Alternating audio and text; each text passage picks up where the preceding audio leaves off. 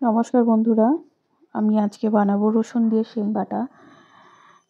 তো এখানে শিম নিয়ে নিয়েছি আর এখানে জল বসিয়ে দিয়েছি। হালকা শিমটা আমি ভাপিয়ে নেব, খুব সামান্য নুন দেব, দিয়ে শিমটা ভাপিয়ে নেব।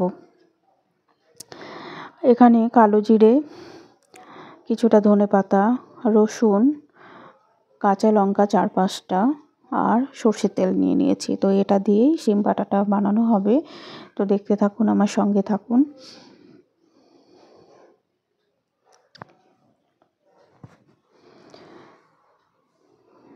এবারে ঢাকা দিয়ে দেব।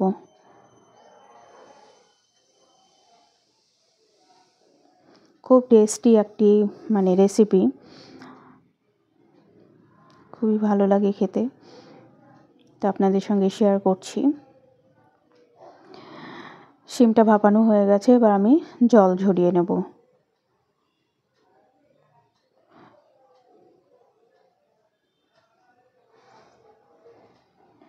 এবারে জলটা ঝরিয়ে নেব।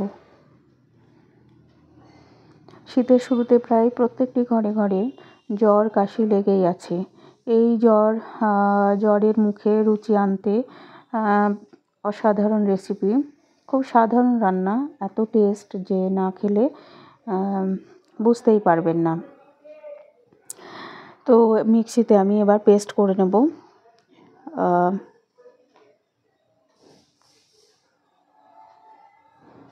ধনেপাতা দিয়ে দেবো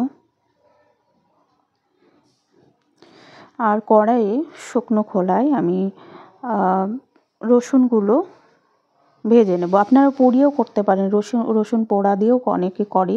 তো আমি এখানে শুকনো কড়াইয়ে খুব ভালো মতো রসুনটা ভেজে নেব। সব কাঁচা লঙ্কা, কালো জিরে সমস্ত কিছু হালকা আঁচে ভেজে নেব। তো এই গরম ভাতে অসাধারণ লাগে। এক ফোঁটা কাঁচা সর্ষের তেল দিয়ে মেখে খেয়ে দেখবেন, খুব ভালো লাগে। রেসিপি যদি ভালো লাগে তাহলে শেয়ার করে দেবেন।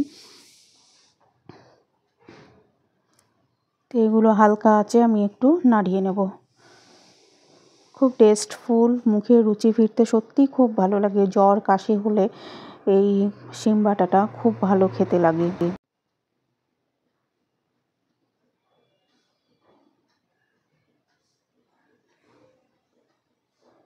তো ভাজা হয়ে গেছে। এরপর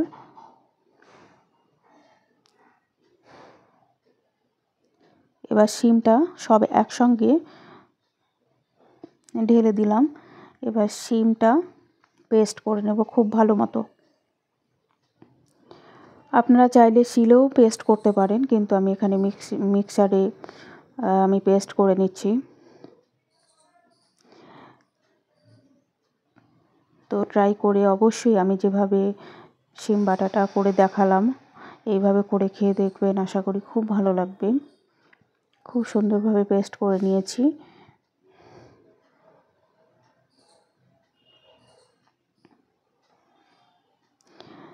এবার কড়াইয়ে 2-3 চামচ মতো এবার তেল দিয়ে দেব। তেলটা দিয়ে তেল গরম হয়ে এলে একটা শুকনো লঙ্কা দেব। ঝালটা যে যেরকম খাবেন আপনারা সেরকমভাবে ঝালটা দেবেন। তবে বাটা বুটিতে একটু ঝাল না দিলে ভালো লাগে না। তো এখানে স্বাদ মতো নুন দিয়ে দিলাম। আর শিম তো সামান্য নুন দিয়ে ভাপিয়ে নিয়েছিলাম। এবারে পেস্ট করে রেখেছিলাম সেটা আমি ঢেলে দিলাম। এবার একটু আঁচ কমিয়ে এবার নাড়তে হবে। যত ভালো করে এটা এই শিম বাটাটা যত ভালোভাবে নাড়িয়ে নেওয়া যাবে তত ভালো খেতে হবে। তো এবার শুকনো শুকনো হয়ে এসেছে অনেকটাই, দেখুন খুব ভালো মতো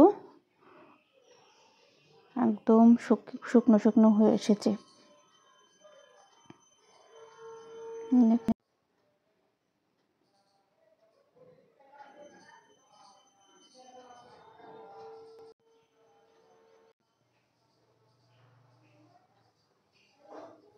রান্না একদম রেডি হয়ে গেছে।